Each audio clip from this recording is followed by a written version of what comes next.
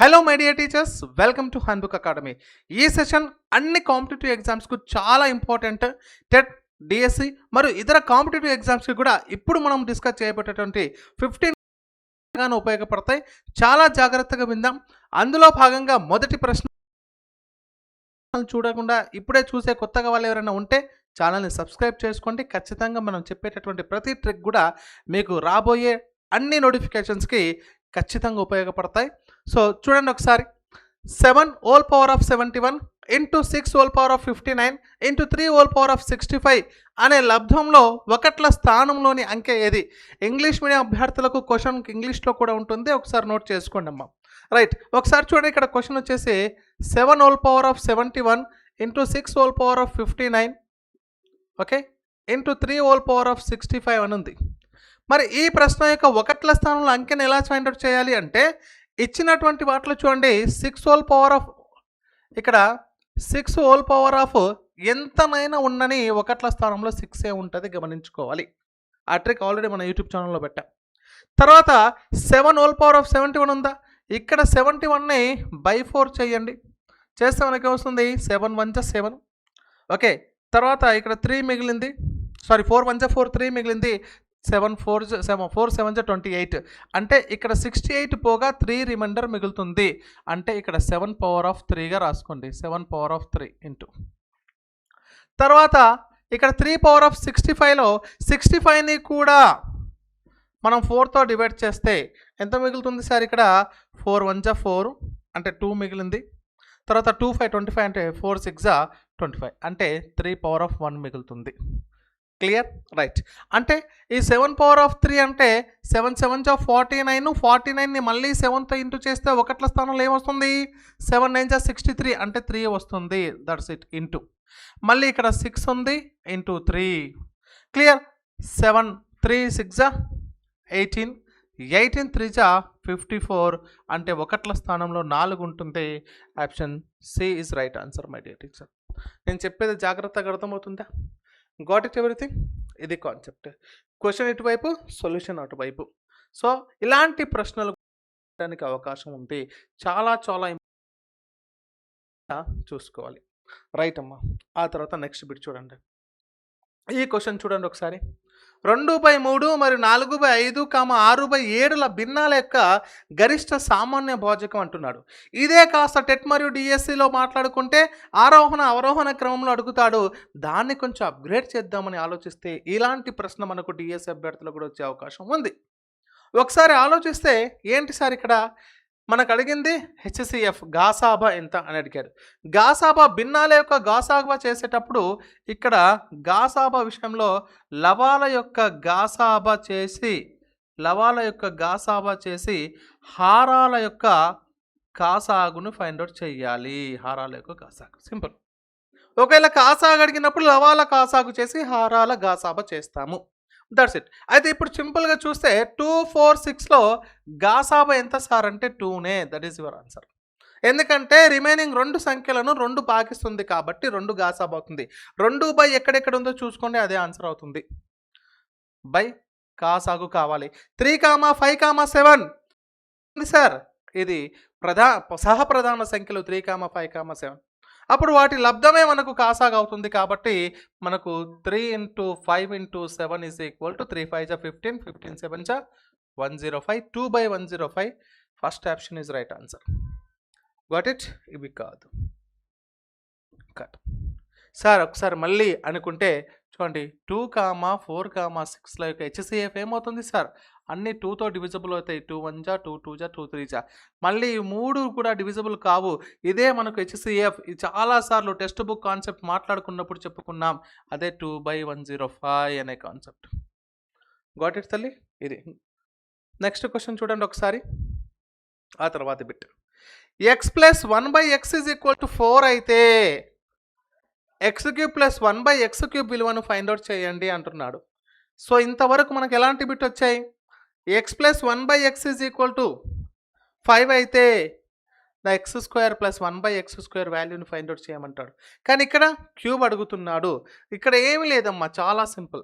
చూడండి, x + 1/x = a అయినట్లయితే x³ plus 1/x³ యొక్క ఫార్ములా షార్ట్ కట్ ఏంటి సార్ అంటే a³ minus 3a minus 3a that is the concept. So దాని ప్రకారం మనం చూసుకున్నట్లయితే ఇప్పుడు ఎక్స్కి ఎక్స్ ఇజ్ ఈక్వల్ టు ఏమంటున్నాడు 4. మనకేం కావాలి 4³ మైనస్ 4 ఇంటూ 3 ఇది మనకు సమాధానము. 4³ అంటే 64 minus 4 3 are 12 that is equal to 52. This is your answer. Where is 50? That is second option. Clarity అర్థమవుతుందా? Everything is okay right. This is your answer. భాగంగా నాకు దీని ఆన్సర్ కామెంట్ చేయండి. ఎన్నోసార్లు మీరు ప్రాక్టీస్ చేసి ఉంటారు. X plus 1/x is equal to 5 అయితే X plus 1/x is equal to 5 అయితే x² ప్లస్ 1/x² వాల్యూ ఎంత? ఈ బిట్టుకు నాకు ఆన్సర్ చెప్పండి. ఓకే నెక్స్ట్ క్వశ్చన్ చూడండి ఒకసారి. 2 angle A 2 into angle A is equal to 3 into angle B is equal to 6 into angle C అయితే ఆ త్రిభుజం ఏబీసీలో ఇచ్చినటువంటి విధంగా ఉంటే యాంగిల్ ఏను ఫైండ్ అవుట్ చేయండి అని చెప్తున్నాడు. చాలా సింపుల్ అమ్మా. ఒకసారి చూద్దాం ఏం చేద్దాం అనేది. ఒకసారి చూడండి. మీకు ఇక్కడ 2 angle A is equal to 3 angle B is equal to 6 angle C ఇచ్చాడు. ఈ 3 కోణాలు సమానంగా ఉన్నట్లయితే కేవలం ఏ వాల్యూని ఎంత అనేది ఫైండ్ అవుట్ చేయమన్నాడు. అంటే ఇక్కడ చూడండి ఇది మొత్తం కలిపి ఒక ఎక్స్గా భావిద్దాం. ఎక్స్ అనుకుందాం. అప్పుడు ఏమవుతుంది sir? √a is equal to x అవుతుంది. 3 angle B is equal to x అవుతుంది. 6 angle C is equal to angle A plus angle B plus angle C is equal to 180 degrees అని చెప్పొచ్చు ఒక త్రిభుజంలో కదా. రైట్. ఇప్పుడు నేనేం చేస్తున్నా ఏ మాత్రమే కావాలి కాబట్టి ఇక్కడ పంపిస్తే ఇది x/2 అవుతుంది. బి మాత్రమే కావాలంటే x/3 అవుతుంది. ఓకే x/3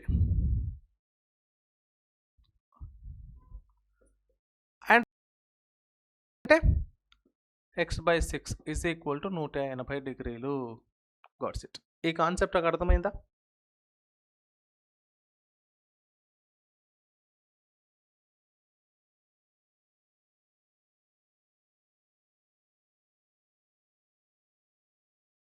అనేది 2 ఎక్కంలో వస్తుంది, 3 ఎక్కంలో వస్తుంది కాబట్టి డైరెక్ట్ ఎల్సిఎం 6. సో 2 3 అంటే ఇక్కడ 3x, 3 2 2x plus x is equal to 180 degrees. అప్పుడు ఇవన్నీ యాడ్ చేస్తే 6x/6 ఈజ్ ఈక్వల్ టు 180 అవుతే 6 cancel, then x is equal to 180 degrees. మనకి x ఈజ్ ఈక్వల్ టు 180 వచ్చింది. కానీ ఆ xని ఏమనుకున్నాం? ఓవరాల్గా ఈక్వల్ అనుకున్నాం. అలాంటప్పుడు angle 2a is equal to 180 అయినప్పుడు 2 1 290 then a is equal to 90. Option C is right answer. Got it అమ్మా. కొంచెం ఆలోచించాలి లాజిక్గా, సరిపోతుంది. ఓకే సో నెక్స్ట్ బిట్ చూడండి. ఓకే ఇవన్నీ బిట్స్ మీకు ఇప్పుడు జరగబోయేటటువంటి టెట్, డిఎస్ఏ, అదర్ కాంపిటేటివ్ ఎగ్జామ్స్కి కూడా ఉపయోగపడతాయి. లైక్ ఫారెస్ట్ బీట్ ఆఫీసర్ కావచ్చు, కానిస్టేబుల్ కావచ్చు. Right. Okay so 5th question ఏం చెప్తున్నాడు? 10.5 సెంటీమీటర్స్ వ్యాసార్థం కలిగినటువంటి ఒక లోహపు గోళాన్ని కరిగించి 3.5 సెంటీమీటర్ వ్యాసార్థం కలిగినటువంటి వ్యాసార్థం 3 సెంటీమీటర్ల ఎత్తు కలిగినటువంటి ఒక శంకువుగా పోశారు. అయితే తయారైనటువంటి శంకుల సంఖ్య ఎంత అని అడుగుతున్నాడు sir. Very very important. So ఇక్కడ ఏం చెప్తున్నాడు? సింపుల్గా చెప్పాలంటే వాల్యూమ్ ఆఫ్ ఏది మనకు స్పియర్ అని చెప్పొచ్చు. Volume of sphere by volume of cone. అంతేగా. ఇదేది గోళం యొక్క ఘనపరిమాణాన్ని, పూర్తి ఘనపరిమాణాన్ని మరి శంకు యొక్క ఘనపరిమాణం యొక్క వాల్యూమ్తో మనం కనుక డివైడ్ చేసినట్లయితే సో ఎన్ని శంకువులుగా ఏర్పడతాయి అనేటటువంటి తెలుస్తుంది.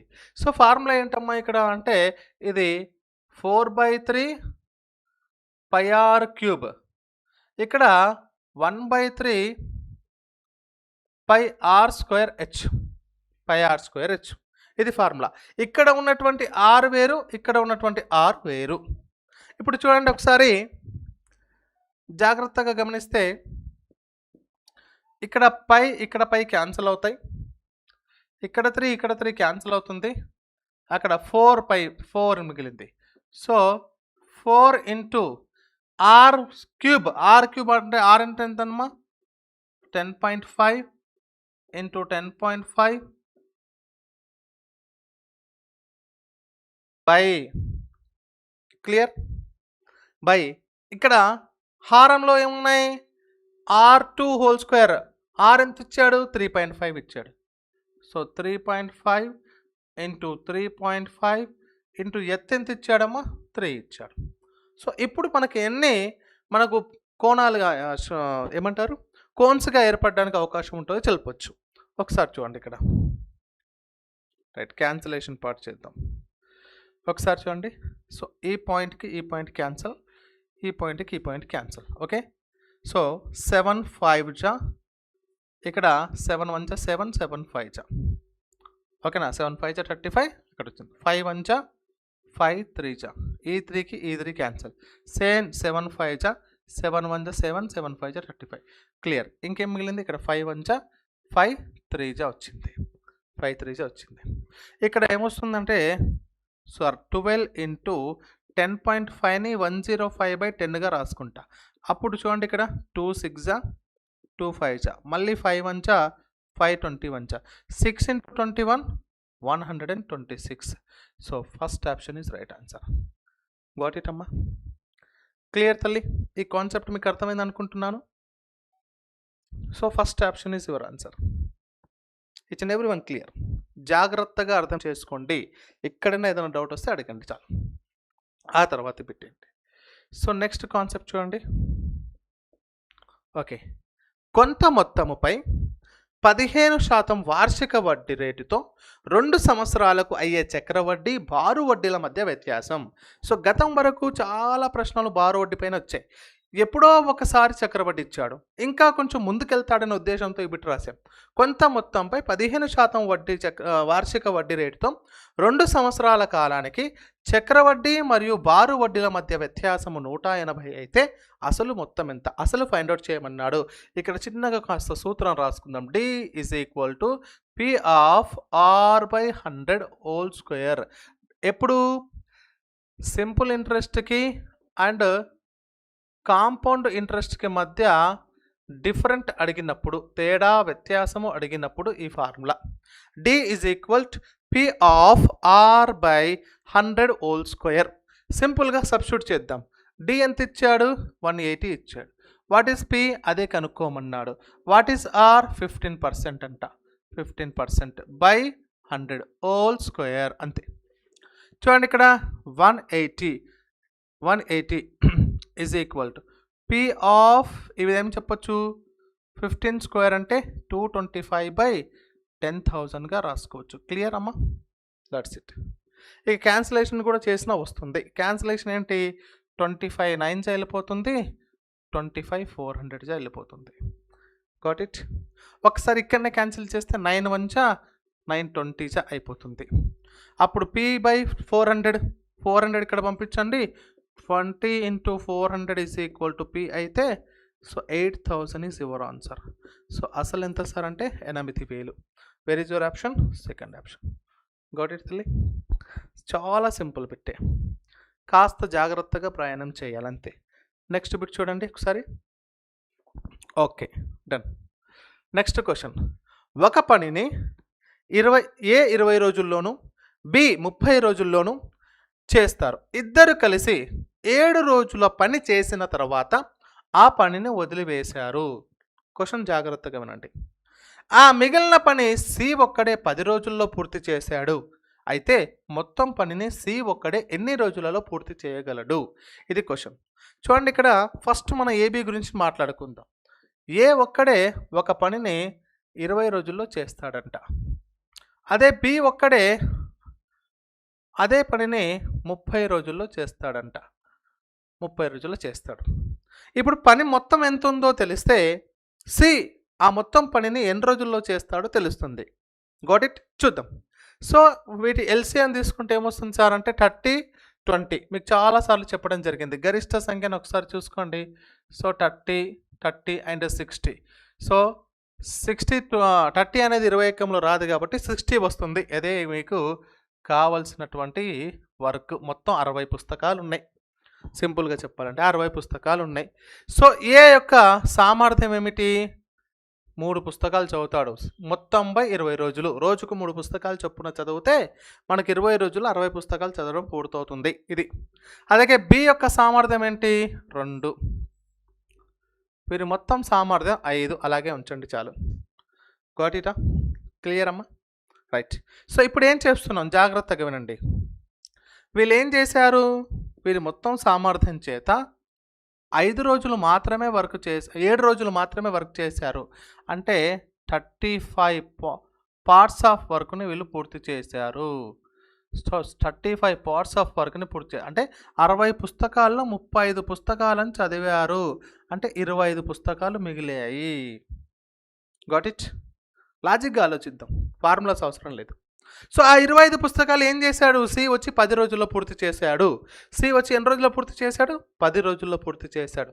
అంటే 25 పుస్తకాలను 10 రోజుల్లో పూర్తి చేస్తే ఒక్క రోజులో చేసిన పని ఎంత అవుతుంది? 2.5 అవుతుంది. ఇట్స్ నథింగ్ బట్ 2 మిక్స్ 5/2గా చెప్పొచ్చు. సింపుల్గా 5/2గా చెప్పొచ్చు. Got it? 5/2. అంటే ఒక్క రోజులో సి 5/2 వరకు చేస్తాడు. అంటే మొత్తం పని చేయడానికి ఎంత సమయం పడుతుంది? ఓకే, మొత్తం పని చేయడానికి ఎంత సమయం పడుతుంది అంటే టోటల్ పుస్తకాలు 60, మొత్తము 5/2గా రాసుకున్నట్లయితే so 60 into 2/5 cross multiplication and 5 12 is equal to 24 days పడుతుంది. గాట్ ఇట్ అమ్మా? 24 డేస్ పడుతుంది. Option B is right answer. Clear here? Okay, so ఈ రకంగా మాట్లాడుకుంటాం. సో ఈ కాన్సెప్ట్ అంతా మీకు ఇక్కడ రాస్తాను, చూసుకోండి ఒకసారి. సో ఇక్కడ 60 డివిజబుల్ బై 5/2 కనుక రాస్తే 60 ఇంటూ 2/5. ఎందుకు? ఒక రోజులో 5/2 చేసినప్పుడు 60 పుస్తకాలను మొత్తం ఎప్పుడు కంప్లీట్ చేస్తాడంటే డివిజబుల్ చేస్తాడు. అప్పుడు టోటల్గా 5 1 5 12 is equal to 24 days. So second option is right answer తల్లి. Got it? సరే ఈ క్వశ్చన్ చూడండి. రైట్. సో ఈ ప్రశ్న ఏం చెప్తుందో ఒకసారి చూద్దాం. 120 మీటర్లు 80 మీటర్ల పొడవు గల 2 రైళ్లు ఒకే దిశలో వరుసగా 40 కిలోమీటర్ పర్ గంట 50 కిలోమీటర్ల పర్ అవర్ వేగంతో ప్రయాణిస్తున్నాయి. అవి ఒకదానికొకటి దాటడానికి పట్టే సమయం ఎంత అని చెప్తున్నాడు. చాలా ఈజీ. చూడండి ఒకసారి. ఏంటి లేదమ్మా, ఇక్కడ డిఫరెన్స్ ఎంత? 50 కిలోమీటర్స్కి 50 కిలోమీటర్స్ పర్ అవర్కి 40 కిలోమీటర్స్ పర్ అవర్కి డిఫరెన్స్ ఎంత అంటే 10 కిలోమీటర్స్ పర్ అవర్. రెండు ట్రైన్ల యొక్క ఫస్ట్ వేగాల మధ్య భేదాన్ని ఫైండ్ అవుట్ చేద్దాం. ఓకే, సో ఇప్పుడు చూడండి, రెండు కూడా ఒకే వైపు ప్రయాణం చేస్తున్నాయి. ఆ విషయాన్ని గమనించాలి. చేస్తూ మనం డిఫరెన్స్ చేసుకున్నట్లయితే 10 కిలోమీటర్స్ పర్ అవర్ వస్తుంది. ఈ 10 కిలోమీటర్స్ పర్ అవర్ని నేనేం చేస్తాను అంటే ఆన్సర్ సెకండ్స్లలో ఉంది కాబట్టి మీటర్ ఫర్ సెకండ్స్లోకి మారుస్తాను. మీటర్ ఫర్ సెకండ్స్లోకి మార్చాలి అంటే 5/18తో ఇంటూ చేయాలి. So 2 5 2 9 so 25/9 metre for second is ఏ సెకండ్స్లలో.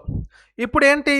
రెండు కూడా ఒకే వైపు ప్రయాణం చేస్తున్నాయి కాబట్టి ఆ రెండు 120 మీటర్స్ ప్లస్ 80 మీటర్స్ ఆ దూరాన్ని మొత్తాన్ని కూడా క్యాలిక్యులేట్ చేస్తే 200 మీటర్స్ అవుతుంది. ఇప్పుడు మీకు ఏం కావాలి? టైం కావాలి.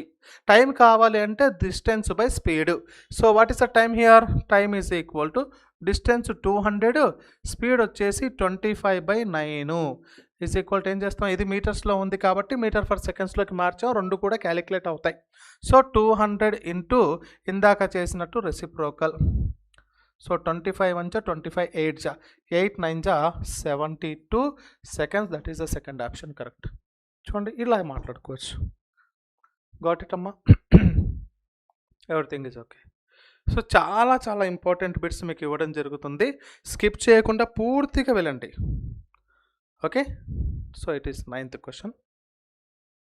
నెక్స్ట్ క్వశ్చన్ చూడండి ఈ ప్రశ్న. ఒక వ్యాపారి తన వస్తువులను కొన్న వెలకే అమ్ముతున్నాడని చెప్పి 1 కిలోగ్రాముకు బదులుగా 900 గ్రాముల తూకాన్ని ఉపయోగిస్తాడు, అతనికి లాభ శాతం ఎంత అంటున్నాడు. చూడండి, 1 కిలోగ్రాము అంటే 1000 గ్రామ్స్. 1000 గ్రామ్స్కి బదులుగా 900 గ్రామ్స్ మాత్రమే వాడుతున్నాడు. 900 గ్రామ్స్ వాడుతున్నాడు. క్లియర్? అయితే ఇక్కడ ఏం చెప్తున్నాడు సార్? ఇక్కడ ఏం చెప్తున్నాడు? మరి ఎంత భేదం ఉంది, ఆ తూకంలో ఎంత భారము డిఫరెంట్గా ఉంది అంటే 100 గ్రామ్స్ ఉంది. ఎస్, 100 గ్రామ్స్ ఉంది. కాబట్టి ఆ 100 తర్వాత అసలుగా తూకం చేసినటువంటి వాల్యూ ఇంటూ 100 చేసినట్లయితే మనకు కావలసినటువంటి లాభ శాతం వస్తుంది. ఎందుకంటే దీంట్లో నుంచి ఇప్పుడు ఇంతనే ఇచ్చాడు, మిగిలింది ఎంత తనకు, ఆ భారం ఎంత డిఫరెన్స్, 100 గ్రామ్స్ కిలోకి. కాబట్టి ఆ 100/900 ఇంటూ 100 చేయాలి. సో 2 zeros 2 zeros క్యాన్సిల్ అయితే 100/9 అంటే 9 ఓకే, 9 1 जा 9 9 1 जा 9. సో 11.11 వస్తుంది. Where is your option? Second option is correct అమ్మా. Okay, second option is correct. So 99 వస్తుంది కదా, సో దాన్ని 11 మిక్స్డ్ 1/9గా కూడా రాసుకున్నా సరిపోతుంది, లేదా ఇలా రాసినా ఓకే. Right, next question. ఈ ప్రశ్న చూడండి ఒకసారి, చాలా ఇంపార్టెంట్. 12 మంది వడ్రంగులు రోజుకు 6 గంటల చొప్పున పనిచేస్తూ 24 రోజుల్లో 460 కుర్చీలను తయారు చేయగలరు. అయితే 18 మంది వడ్రంగులు రోజుకు 8 గంటలు పనిచేస్తూ 36 రోజుల్లో ఎన్ని కుర్చీలను తయారు చేస్తారు? ఒకవేళ ఆన్సర్ తెలిస్తే ఇమీడియట్లీ కామెంట్ చేసే ప్రయత్నం చేయండి అమ్మా. చాలా చాలా ఇంపార్టెంట్. చూడండి, పూర్తిగా చూడండి దయచేసి. ప్రతి క్వశ్చన్ ఇంపార్టెంటే మీకు. ఏది కూడా స్కిప్ చేయడానికి ప్రయత్నం చేయకండి దయచేసి. సో ఇక్కడ 36 అనేది ఉంది. సో 36 మీకు వీడియోలో కనబడకపోతే 36 అమ్మ. ఇక్కడ 36 రోజులు. డన్. అయితే ఇప్పుడు ఏం చేయాలి చూడండి సార్. ఇక్కడ నేనేం చేస్తాను, మంది ఎంతమంది ఉన్నారు, తర్వాత ఎన్ని గంటలు పనిచేస్తున్నారు, ఓకే, ఎన్ని రోజులు ఉన్నాయి, ఆ తర్వాత ఎన్ని కుర్చీలు తయారు చేస్తున్నారు, ఇది కాన్సెప్ట్ రాశాను నేను. ఇక్కడ 8వ తరగతిలో మనకు అనులోమానుపాతం విలోమానుపాతం అనే కాన్సెప్ట్లో ఈ బిట్స్ ఉన్నాయి. ఓకేనా, చూద్దాం ఒకసారి. సో 12 ఎన్ని గంటలు, 6 గంటలు, 24 రోజులు, 460 కుర్చీలు తయారు చేస్తారు. అలాగే 18 మంది కలిసి రోజుకు 8 గంటలు పనిచేస్తూ 36 రోజులలో ఎన్ని కుర్చీలు తయారు చేస్తారు, ఇది కాన్సెప్ట్. సార్ కొంచెం ఎటువంటి ఫార్ములా లేకుండా జనరల్గా ఫార్ములా ఏమంటే ఇక్కడ ఎంతమంది ఉన్నారు, సో అవర్స్ అండ్ డేస్, తర్వాత ఏం వర్క్ జరిగింది, ఇలాంటి దానిపైన M1 H1 D1/W1 is equal to M2 H2 D2/W2 అనేది చేస్తాం. కానీ అంతా నేను షార్ట్కట్గా ఒక మాట చెప్తాను చూడండి ఒకసారి వినండి. ఏంటి జరుగుతుంది ఇక్కడ అంటే ఒకసారి వినండి.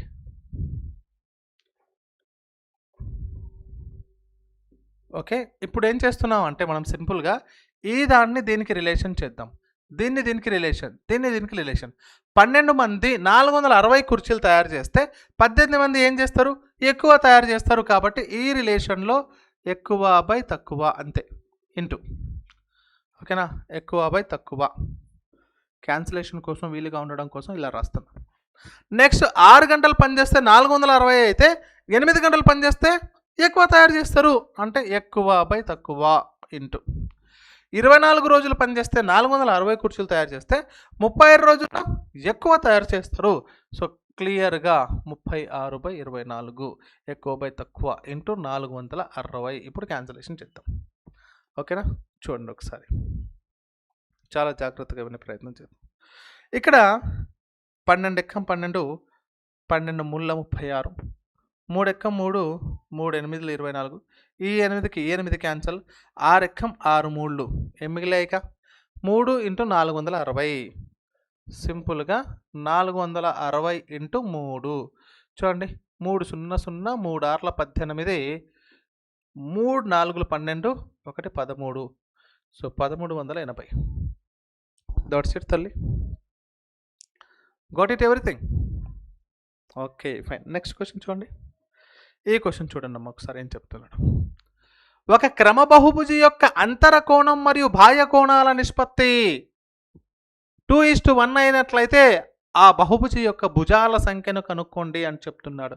చాలా ఈజీ సార్. ఇక్కడ ఏం చెప్తున్నాడు సార్ అంటే క్రమ బహుభుజి అంటే ఒక రెగ్యులర్ పాలిగాన్. సో ఫస్ట్ ఏం అడిగాడు? అంతర కోణం. అంతర కోణము ఇస్టు బాహ్య కోణం అంటున్నాడు. ఇది 2:1 నిష్పత్తిలో ఉంది. ఏ క్రమ బహుభుజి యొక్క అయినా అంతర మరియు బాహ్య కోణాల మొత్తము 180 డిగ్రీలకు సమానము. ఇది క్లియర్. ఓకేనా? సో కాబట్టి 2:1 అంటే ఇది 2x + x = 3x అనేటటువంటిది 180 డిగ్రీలకు సమానం అవుతుంది. గోటిటమ్మా 180 డిగ్రీలకు సమానం. కాబట్టి ఇక్కడ నేనేం చెప్తున్నాను? సో ఇది మొత్తం 3 1 జా 360 జా. సో x = 60 వచ్చింది.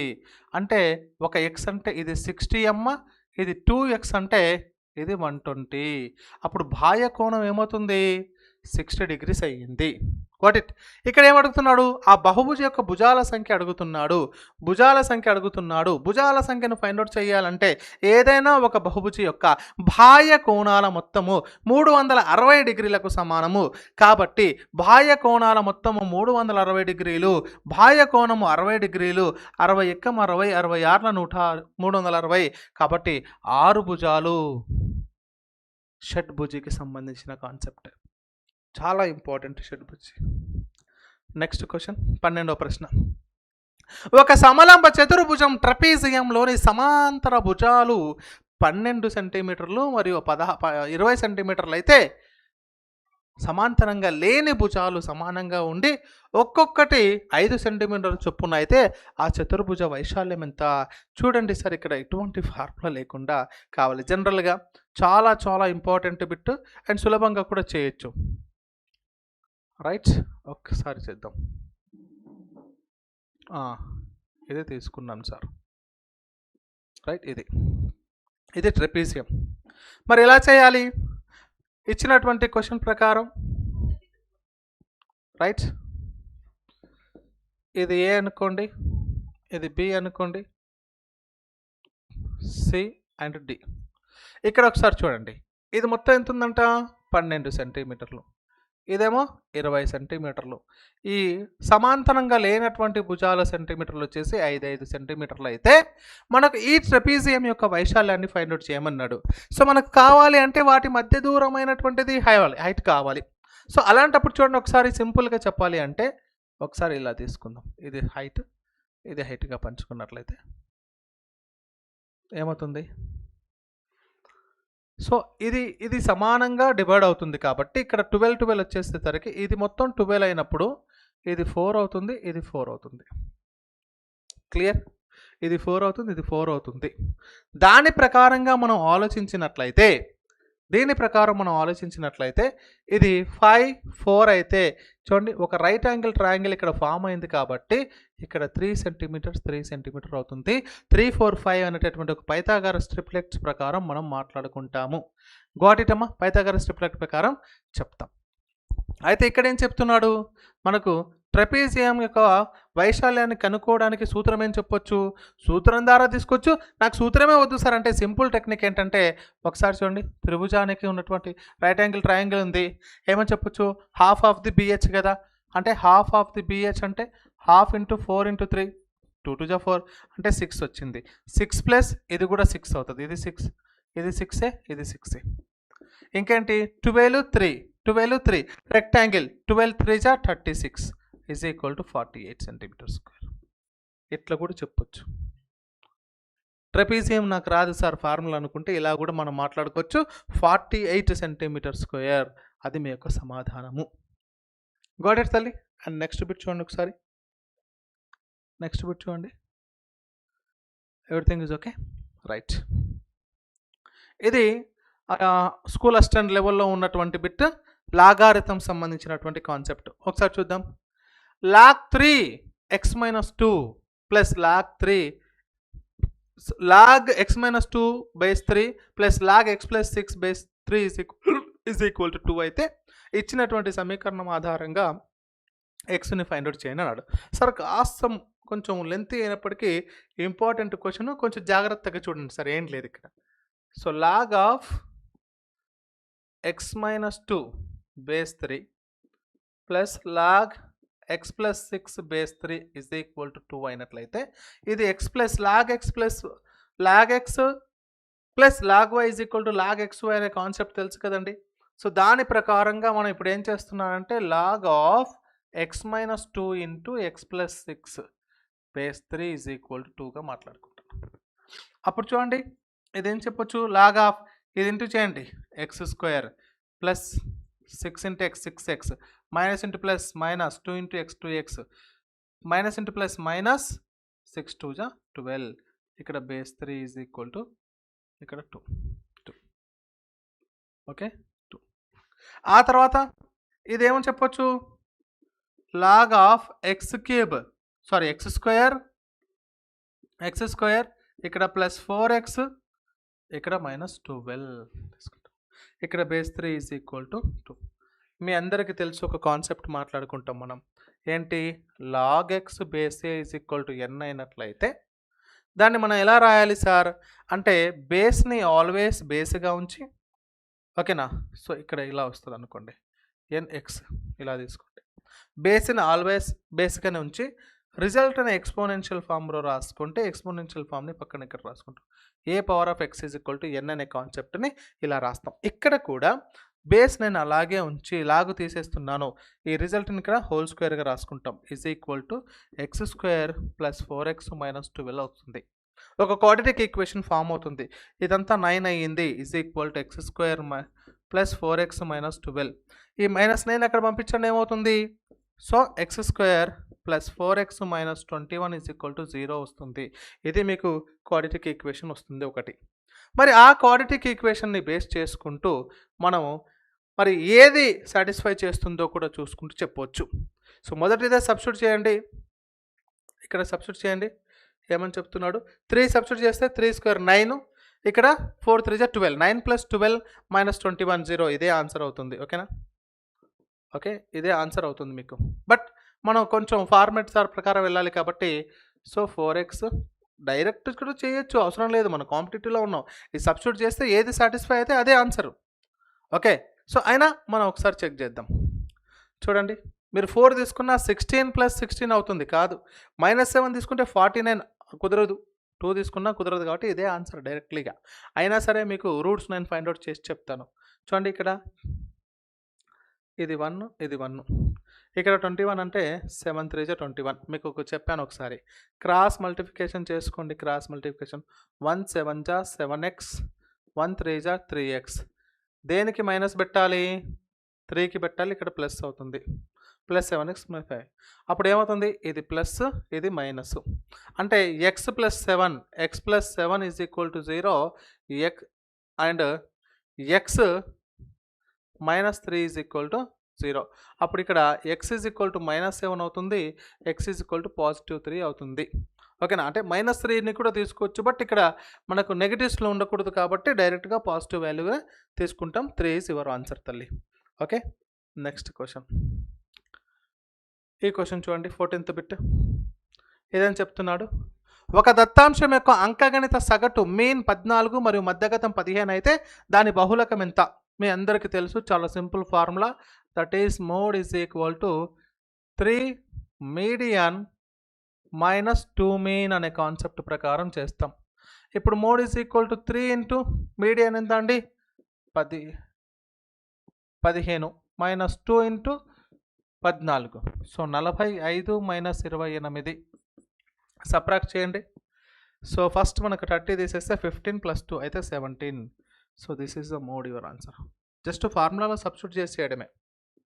17 C is your answer. Got it తల్లి. అండ్ నెక్స్ట్ క్వశ్చన్, చివరి ప్రశ్న. ఈ క్వశ్చన్ చాలా జాగ్రత్తగా ఆలోచించండి. ఇది మనకు వచ్చేసి స్కూల్ అసిస్టెంట్ మ్యాథమెటిక్స్ వాళ్ళకు వచ్చినటువంటి బిట్టు. ఒక సంచిలో 5 ఎరుపు మరియు 4 నీలం మరియు 3 ఆకుపచ్చ బంతులు కలిగి ఉన్నాయి. యాదృచ్ఛికంగా 2 బంతులను తీస్తే, ఒకటి కాదు 2 బంతులను తీస్తే ఆ 2 ఎరుపు బంతులు అవ్వడానికి కావాల్సినటువంటి సంభావ్యత ఎంత అని అడుగుతున్నాడు. చాలా ఇంపార్టెంట్ సార్. ఒకసారి చూద్దాం ఎట్లా చేయాలి. ఇప్పుడు చూడండి మొత్తం కూడా ఎరుపు వచ్చేసి 5 ఉన్నాయి. మనకు డాటా అంతా అవసరం లేదు కానీ ఎరుపు వచ్చేసి 5 ఉన్నాయి, 4 నీలం ఉన్నాయి, 3 ఆకుపచ్చ ఉన్నాయంటే మొత్తం వచ్చేసి 12 ఉన్నాయి. 12 ఉన్నాయి. అయితే నేనేమంటున్నాను, మనకు టోటల్ అవుట్కమ్స్ ఎన్ని అవుతున్నాయి అది ఫైండ్ అవుట్ చేయాలి. కాబట్టి టోటల్ అవుట్కమ్స్ ఒకసారి ఫైండ్ అవుట్ చేయండి. టోటల్ అవుట్కమ్స్ 12C2 తీసుకుంటాం. ఎందుకు? 2 బంతులు బయటికి తీయాలి కాబట్టి. ఓకే. సో 12C2 తీసుకుంటే మనకు 12 into 11/2 into 1 2 1 2 6 is equal to 66 అవుతుంది అవుట్కమ్స్. 66 అయింది. మరి అందులో నుంచి ఏది తీయాలంట? 2 ఎరుపు బంతులు అవ్వడానికి కావాల్సినటువంటిది అంటున్నాడు. 2 ఎరుపు బంతులు అని చెప్తున్నాడు కాబట్టి ఎరుపు ఎంత ఉన్నాయి? 5 ఉన్నాయి. కేవలం ఎరుపు రెడ్ కోసం కావాలి కాబట్టి 5C2. 5C2 అంటే 5 into 4 2 into 1 5 2 1 2 2 is equal to 10 వస్తుంది. ఇప్పుడు ఏంటి? ఇది మనకు ఫేవరబుల్ అవుట్కమ్స్. ఇవి మనకు ఫేవరబుల్ అవుట్కమ్స్. టోటల్ అవుట్కమ్స్ అన్నీ 66. కాబట్టి అప్పుడు ప్రాబబిలిటీ ఏమవుతుంది సార్ అంటే 10/66 చేస్తే 2 5 జా 233 జా is equal to 5/33 your answer అండి. 5/33. Second option is correct. Got it తల్లి. సో ఇట్లా మనం ఈరోజు సెషన్లో యాక్చువల్గా ఇంకా ఉన్నాయి క్వశ్చన్స్, ఒకసారి చూడండి. సో ఈ క్వశ్చన్ మీకు తెలిస్తే ఆన్సర్ చెప్పండి. 2x² - 3x + 1 అయితే మనకు ఆల్ఫా బీటాలు అయితే α² + β². ఇలా ఇంకా చాలా క్వశ్చన్స్ ఉన్నాయి. ఇవన్నీ ఉన్నాయి. ఇంకా మొత్తం 30 క్వశ్చన్స్ వస్తాయి టోటల్గా. సో ఇప్పుడు ఈ సెషన్లో నేను మీకు ఎన్ని చెప్తున్నాను సార్ అంటే 15 క్వశ్చన్స్ చెప్పడం జరిగింది. సో కాబట్టి చాలా జాగ్రత్తగా ఈ క్లాస్ మొత్తం ఇక్కడి వరకు చూస్తే మన ఛానల్ని సబ్స్క్రైబ్ చేసుకోండి. అదేవిధంగా మీ ఫ్రెండ్స్ అండ్ ఫ్యామిలీ మెంబర్కి షేర్ చేయండి. మన యాప్ లింక్ను మీకు డిస్క్రిప్షన్లో ఇస్తాను, అక్కడ నుంచి డౌన్లోడ్ చేసుకొని సో మీకు కావాల్సినటువంటి కోర్స్ తీసుకొని ప్రాసెస్ కొనసాగించుకోవచ్చు. బాగా ప్రాక్టీస్ చేయొచ్చు. థ్యాంక్ యూ సో మచ్ అండి. Have a nice day.